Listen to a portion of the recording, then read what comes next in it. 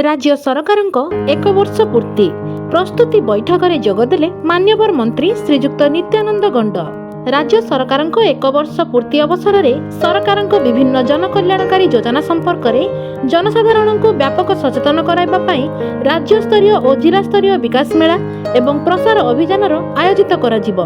केन्दुझर जिले में यार सफल आयोजन निमंते एक प्रस्तुति बैठक दरबार हॉल ठारे जिलार प्रभारी मंत्री भावे दायित्व न्यस्त थिबा श्रीजुक्त नित्यानंद गंड, मान्यवर मंत्री विद्यालय और गणशिक्षा, सामाजिक सुरक्षा एवं भिन्नक्षम सशक्तिकरण, अनुसूचित जाति एवं अनुसूचित जनजाति उन्नयन, संख्यालघु संप्रदाय और पछुआ वर्ग कल्याण विभाग अध्यक्षतार अनुष्ठित हो जाइछि।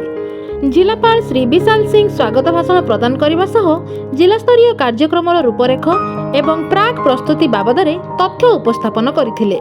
जिला परिषदर मुख्य उन्नयन अधिकारी तथा निर्वाही अधिकारी श्री कुमार नागभूषण बैठकर विषय आलोचना करथिले। जून 5 रु 20 तारिख पर्यंत क्षेत्रीय स्तर ठारू जिला स्तर पर्यंत विभिन्न कार्यक्रम सहित जिला स्तरीय कार्यक्रम अनुष्ठित हेबो।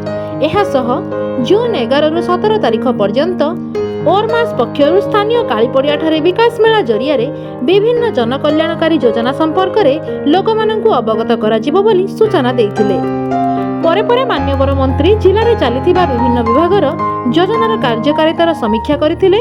जनकल्याणकारी योजना किभଳି भाबे आहुरी व्यापक भाबे लोकंक पाखरे सुविधारे पहुंची पारिबो सेथिलागि आंतरिकतार सह कार्य करिबाकू अधिकारी को आह्वान करथिले।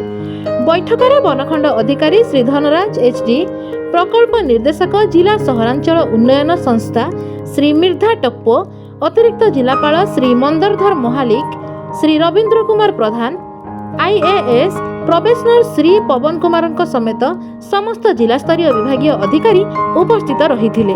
Bureau report, Juhar community TV.